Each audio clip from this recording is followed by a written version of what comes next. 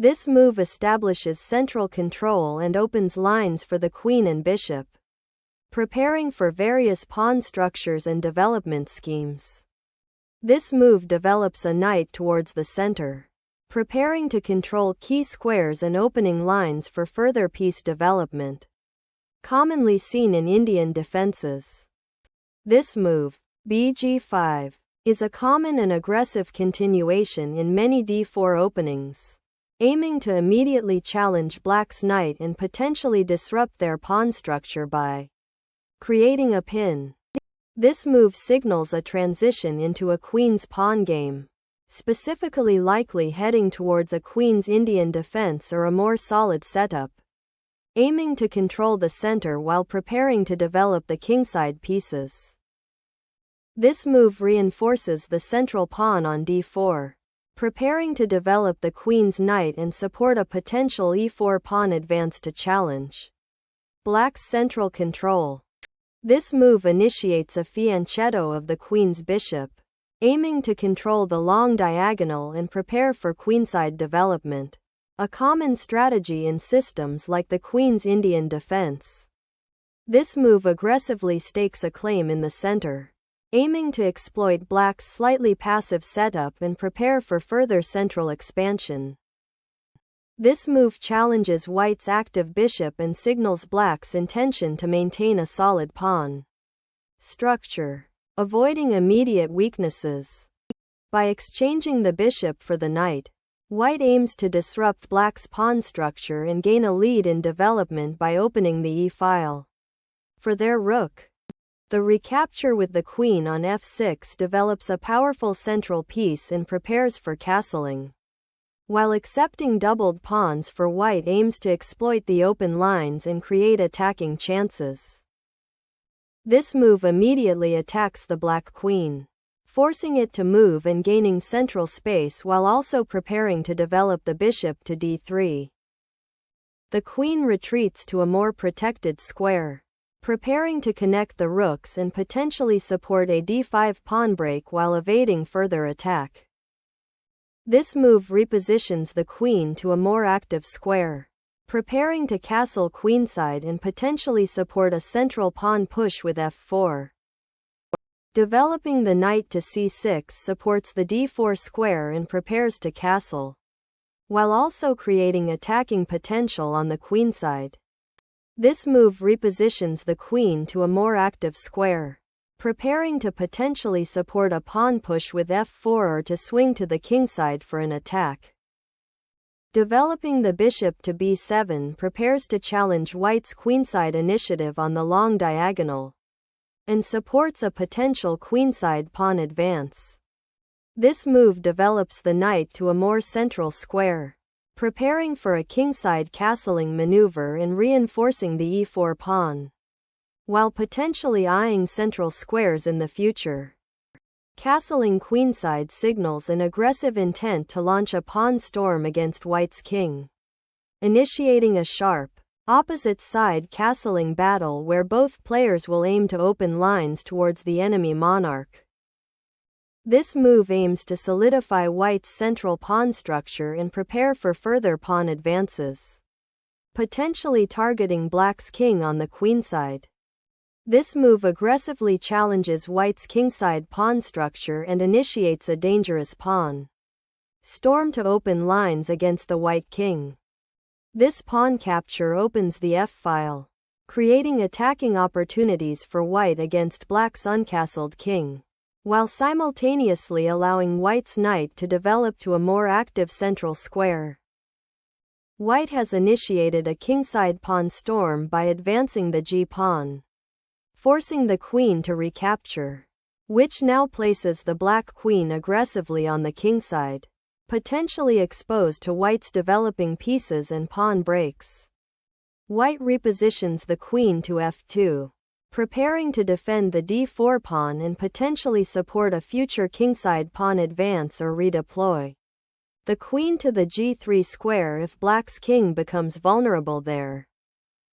This move reinforces the kingside and prepares to connect the rooks, essential for coordinating attacking and defensive efforts after castling queenside.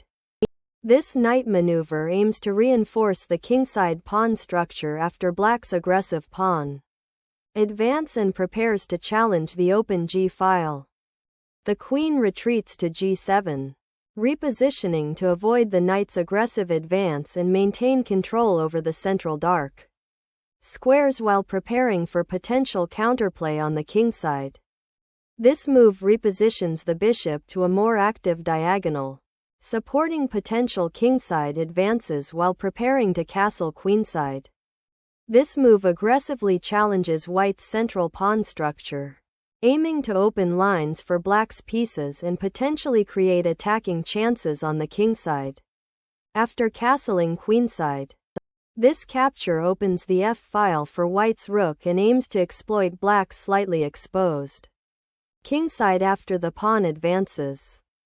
Black recaptures the pawn, developing the bishop and challenging white's central pawn majority while also opening the dark squared diagonal for potential future queen or bishop activity. This move repositions the bishop to a more active square, aiming to control the important c6h1 diagonal and prepare for potential kingside attacks while defending the e4 pawn indirectly. The rook repositions to the semi-open f-file, preparing for potential attacks against white's kingside or to support central pawn breaks. This move repositions the queen to a more active square, potentially supporting a future kingside attack or preparing to contest the open e-file. This move aggressively challenges white's kingside pawn structure, aiming to open lines for black's rook and potentially expose the white king. White castles queenside, mirroring black's kingside castling, to secure the king and activate the rook on the d-file, setting up potential pawn storms on the kingside. This pawn advance aims to restrict the mobility of white's knight on h3 and potentially create attacking chances on the kingside, though it also weakens the pawn structure around black's king. This king move, typical in many queen's pawn openings, seeks to improve king safety by moving away from the open c-file and potential discovered attacks along the d-file, while also preparing to support a central pawn push or knight maneuver later in the game. This move tucks the king away from the now open c-file and potential pawn storms on the queenside, reinforcing the king's safety as white's pieces are poised for queenside action. The rook is repositioned to the g-file to support a potential pawn advance or to contest the open file, actively participating in the game. This move repositions the bishop to a more active diagonal, eyeing the kingside attack and potentially supporting a pawn advance on the kingside. The knight repositions to f2, preparing to contest the active queen's diagonal and potentially reinforce the kingside if black initiates a pawn storm. This move develops the bishop to a more active square on the long diagonal, potentially supporting a future kingside pawn advance or aiming at white's kingside. This move repositions the knight to a more active square, aiming to control key central squares and potentially support a kingside pawn advance or a central break. The move 22, Rf4 aims to challenge white's control of the f-file, potentially leading to exchanges that could ease black's defensive burden and create counterplay. This move attempts to create some breathing room for the king and potentially prevent black from exploiting the h-file, but it also creates a potential weakness on g3 and does little to address black's superior piece activity. The rook retreats to f8, consolidating its position on the semi-open file after the pawn push on h4, while preparing to potentially support further pawn advances or redeploy to a more active square on the queenside. The king's move to a1 improves its safety by moving away from the open c-file and potential attacks along the diagonal from black's bishop on b7. The bishop repositions to f4, aiming to exchange for white's knight and potentially open the g-file for black's rooks. This move centralizes the knight, preparing to support the pawn push c4 or to reposition to a more active square like e5, while also contesting black's active bishop on d6. The bishop's repositioning to g3 aims to contest the open g-file and potentially disrupt white's pawn structure or attack along the diagonal.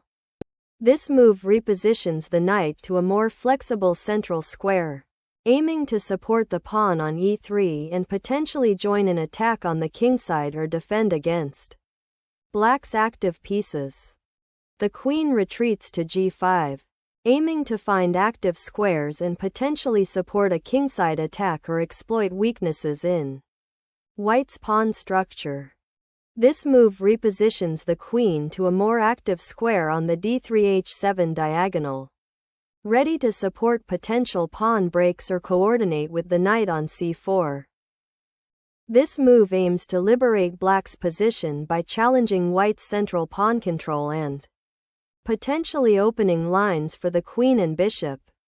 This move repositions the knight to a more active square, aiming to control the d4 and e3 squares and prepare for potential kingside play or reinforce the central structure. This pawn push is a typical flank pawn advance aimed at gaining queenside space and potentially creating counterplay against white's king, often seen in defenses where black has fallen behind in development. The knight repositions to e3 to support the central pawn advance and to potentially redeploy to f5, aiming to increase pressure on black's kingside or central squares.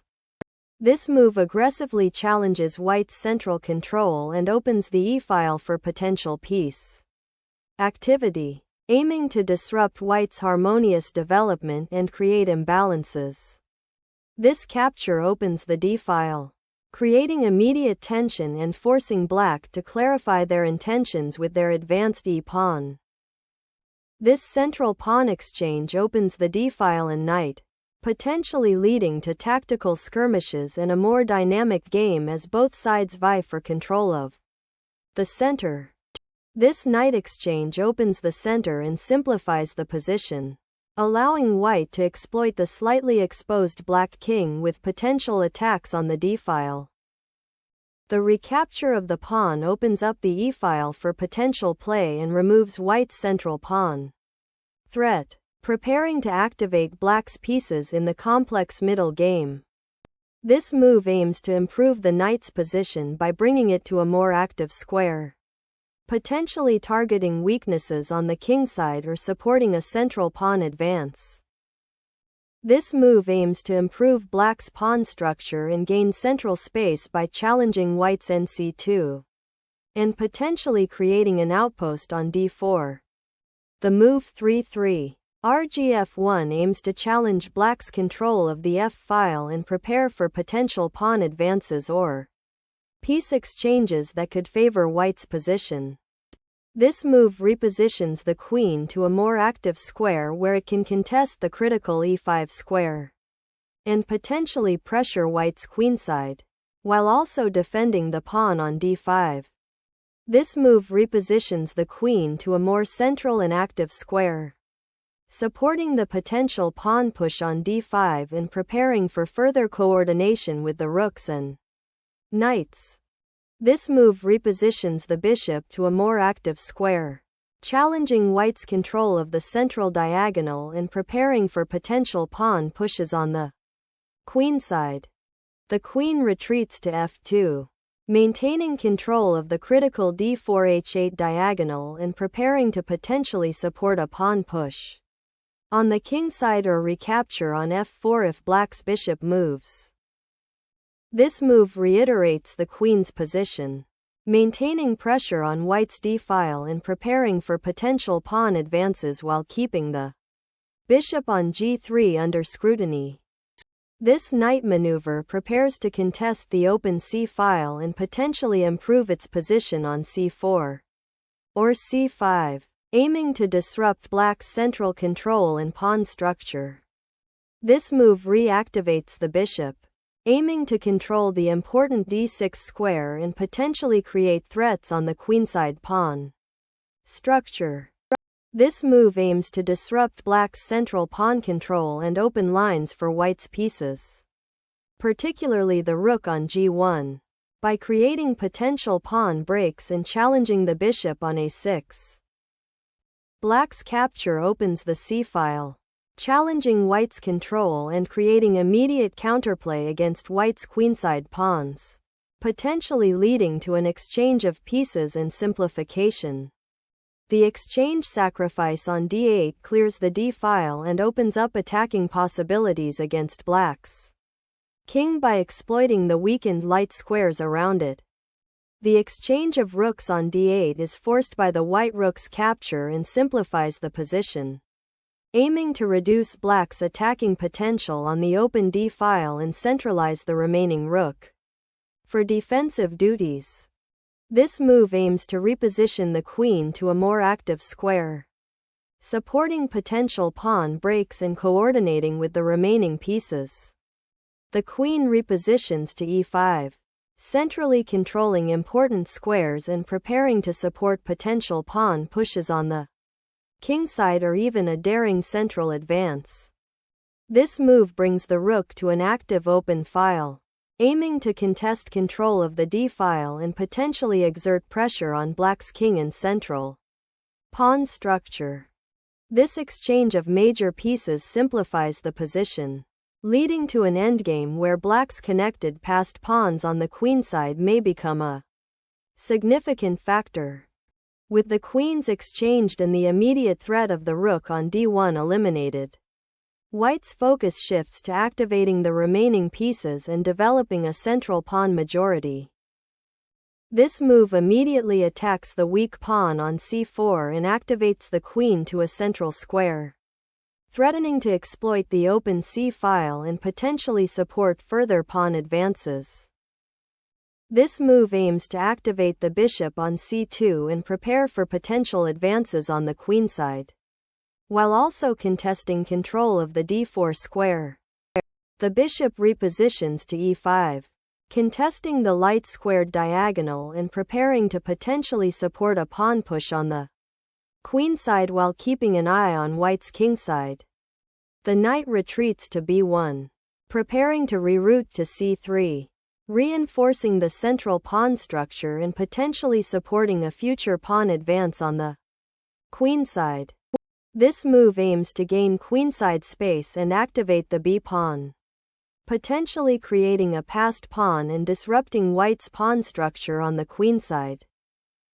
The knight repositions to c3, preparing to contest the d5 square and potentially redeploy to a more active central or kingside outpost after black solidifies their pawn structure. This move repositions the queen to a more active square, potentially supporting the advance of the central pawn chain and threatening to infiltrate white's position along the third rank. White correctly recognizes the danger of black's advanced passed pawn and centralizes the knight to defend against threats while preparing to potentially challenge the pawn or control key squares. The move 45, qf4 seeks to trade queens, simplifying the position while maintaining pressure on white's somewhat exposed king, as the pawn structure on the kingside has been significantly weakened. This move prepares to create a protected passed pawn on the queenside by supporting the advance of the b-pawn. This move aggressively seeks to create queenside counterplay and disrupt white's pawn structure by threatening to open lines on the queenside. By opening the a-file with axb4, white aims to exploit the weakened queenside structure black has developed, creating potential for aggressive piece play and pressure against black's pawn chain. Capturing the pawn with cxb4 is a reasonable choice to regain material equality, but it opens the c-file for white and allows them to develop their queenside majority more effectively.